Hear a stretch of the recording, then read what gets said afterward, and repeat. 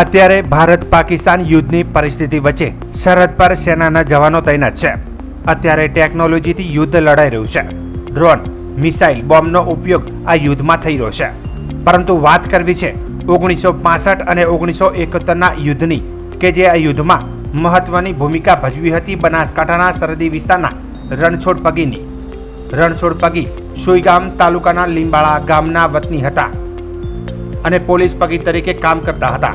1971માં ભારત પાકિસ્તાનનું યુદ્ધ થયું ત્યારે રણછોડ પગી સેના સાથે રહ્યા હતા. રણછોડ પગીની એક ખાસિયત હતી કે કોઈ પણ વ્યક્તિના પગલાં જોઈ તેઓ તેને પકડી પાડતા અને કઈ દિશામાં તે વ્યક્તિ ગયો છે તેમનામાં ફરક હતી. એટલે આ કળાની ભારતીય સૈન્યને ખૂબ જ મદદ મળી હતી.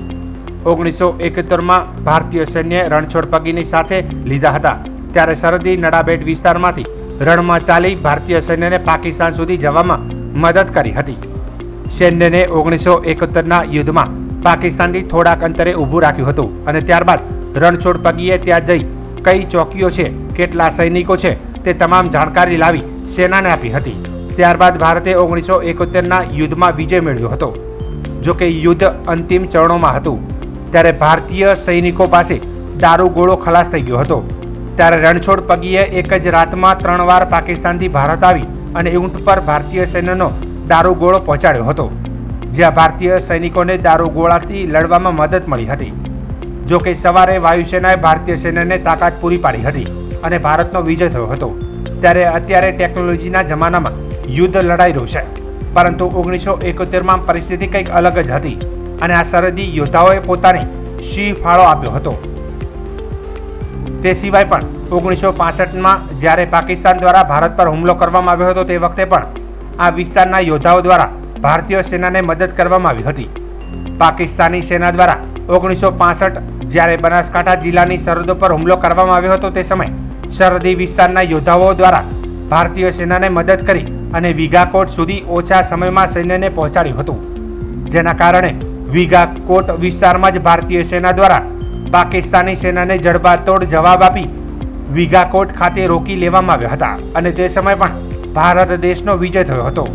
1965 અને 1971 આ બંને યુદ્ધમાં બનાસકાંઠા જિલ્લાના સરહદી વિસ્તારના યોદ્ધાઓની મહત્વની ભૂમિકા રહી છે. ત્યારે હવે અત્યારે યુદ્ધની પરિસ્થિતિ વચ્ચે પણ આ ગામના લોકો 1965 અને 1971ના યુદ્ધમાં જોડાયેલા સરહદી વિસ્તારના લોકોની પ્રેરણાથી તેઓ પણ યુદ્ધમાં જોડાવા માટે તૈયાર જોવા મળી રહ્યા છે. રણછોડ પગી શું ને કે પહેલાં પાકિસ્તાનમાં રહેતા, પાકિસ્તાનમાં પછી હોય શું ને કે પોલીસમાં ભરતી થયા અને માલધારી હતા. માલધારીમાંથી આપણે બનાસકાંઠામાં આવ્યા. બનાસકાંઠામાંથી પછી ધીરે ધીરે શું ને કે અમારે ઝાલા સાહેબ ડીએસપી હતા ને પછી ભરતી થઈ ગયા પોલીસમાં ભરતી થઈ ગયા અને એમાંથી પછી શું ને કે આવો આપણે ગામમાં હોવાઓ હતો કે ભાઈ આ શું ને આ રણછોડ પગી અમે પાકિસ્તાનમાંથી આવ્યા છે, પગ રોવે છે, બધો માલ ઢોરના અને માણસોના પગ રોવે છે, કેવી રીતે રોવે છે એ પણ શું છે સચોટ પગ રોતા કે એકાદ પગ રોયો પડ્યો કે આ પગ આઈનો છે એનો જ નહેરે એને અને હાથો પગ નહેરતા એને હાથો પગ નહેરતા ત્યાંથી પછી એમાં ઝાલા સાહેબ ડીએસપી એ પાછો શું ને કે જ્યારે આપણે ફોજ દીધા પછી દુકાને આપણે શું ને કે તમે ફોજમાં જઈ આવો. પછી ફોજનો હુકમ દીધો કે તમે 71ની લડાઈમાં પછી ફોજમાં ગયા હતા અને 65માં પણ ફોજમાં ગયા હતા. પણ 65માં આપણે શું છે કે આપણા માણસોની ખુવારી ઘણી થઈ હતી અને 71માં તો અહીંયાનો હાથો ઉડાડ્યો હતો. ઘણા મારી નાખ્યા હતા. એક 460 માર્યા હતા. જ્યારે અહીંયાની અમુક માનતા નહોતા કે આ કેટલા માર્યા. અધિકારી કીધું કેટલા માર્યા કે 400 આસપાસ માર્યા. ના કે 400 આસપાસ ન મરે કે એને અરે તો અમે બંદૂકો કે જમા લીધી હતી 460 માર્યા. આ બંદૂકો પડી ગઈ પછી 460 પૂરા માર્યા. પરિવારને તો ગર્વ હોય ને અને આખા દેશને છે. અમારે શું અમારો તો ગર્વ છે પણ આખા દેશ માટે છે પાછો. કેમ કે ખરેખર તો ભારતની આપણે સેવા કરવી પડે. ખરેખર આપણે સેવાનો મોકો આવે ને ત્યાર પછી આપણે સેવામાં ભરી જાવ એ ચેરી મળી આપણે જોવાની જરૂર નથી.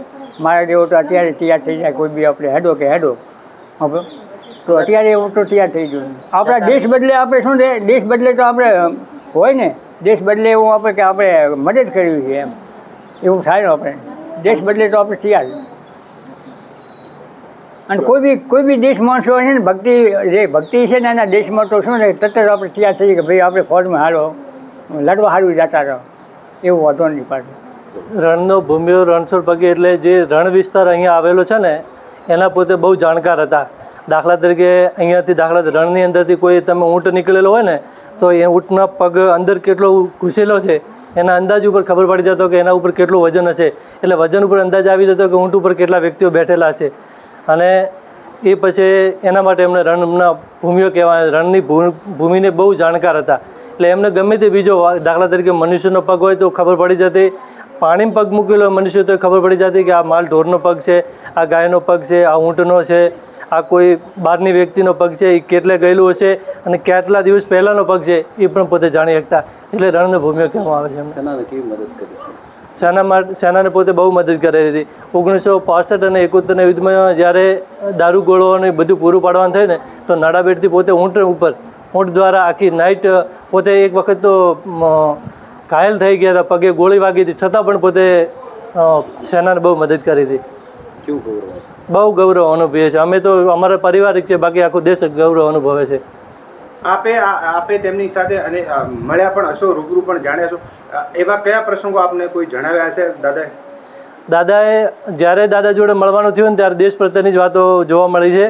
અને દાદાએ એક વખત આપણા ભારત પાકિસ્તાનને કોઈક આતંકવાદીઓએ જમ્મુની અંદર એવું કીધું હતું કે ભાઈ 2 માથા લઈ લીધા છે આપણા સૈનિકોના. એ વખતે દાદાને એવા સમાચાર મળ્યા, પોતે રેડિયો રાખતા. એટલે દાદા એ વખતે ધ્રુજી ઉઠ્યા હતા કે આવું બધું આ લોકો વારે ઘડીએ કરતા હોય તો આ લોકો સુધરશે નહીં, એમને કડક સજા આપવી પડે. અને પાકિસ્તાન તો આપણું 1 કલાકનું કામ જ છે, પાકિસ્તાનને સાફ કરવું ને દાદા કે 1 કલાકનું કામ છે. આપણા ગામ જેવડું પાકિસ્તાન છે એવું પોતે એમના મગજમાં ધરાવતા એવું કહેતા. આપનું નામ? વસંતભાઈ દેસાઈ. મારું નામ રબારી અમિત છે. મારું ગામ લીંબાળા અને હું રણછોડ દાદાનો પરિચય આપું છું કે તે 1965 તથા 1971ના યુદ્ધમાં ભારતીય સેનાને ઘણી બધી મદદ કરી હતી. જ્યારે પાકિસ્તાનની સેના ભારતના સરહદી વિસ્તારમાં ઘૂસપેઠ કરતી હતી ત્યારે રણછોડ દાદાએ પોતે પગપારખું હતા. તે કોઈ પણ પશુ તથા વ્યક્તિના પગને જોઈને કહી દેતા હતા કે તેના ઉપર કેટલું વજન છે તથા તે ક્યાં ગયો છે. તેથી રણછોડ દાદા તે પગી તરીકે કહેવાયા અને તેમણે ભારતીય સેનાને ઘણી બધી મદદ કરી હતી, જેમાં તે અન્ન તથા પાણીની ઘણી બધી વ્યવસ્થા પૂરી પાડી હતી. તેમણે 1965 ને 1971ના યુદ્ધમાં ભારતીય સેનાના જે ફિલ્ડ માર્શલ શામ માણેકશા તેમના વખાણ કર્યા હતા અને તેમની ઉપર એક પિક્ચર પણ બનેલું છે જેનું નામ છે Bhuj the pride of India, જેમાં રણછોડ દાદાનો કિરદાર સંજય દત્તે નિભાવ્યો હતો. અને અમારા ગામમાં પણ તેમનો એક સ્ટેચ્યુ છે અને ભારત પાકિસ્તાન બોર્ડર 0 લાઇન ઉપર પણ રણછોડ દાદાનું સ્મારક આવેલું છે. અને અમારા ગામને તથા સમગ્ર ગુજરાત તથા સમગ્ર ભારતને રણછોડ દાદા ઉપર ગર્વ છે. અને અત્યારના યુદ્ધ દરમિયાન પણ અમને ઘણી બધી ખોટ રણછોડ દાદાની અનુભવાય છે, કારણ કે તે પગ પારખું હતા ત્યારે 1965 ને 1971ના પણ યુદ્ધમાં ઘણી મદદ કરી હતી અને અત્યારે પણ જો હોત તો ઘણી મદદ કરો.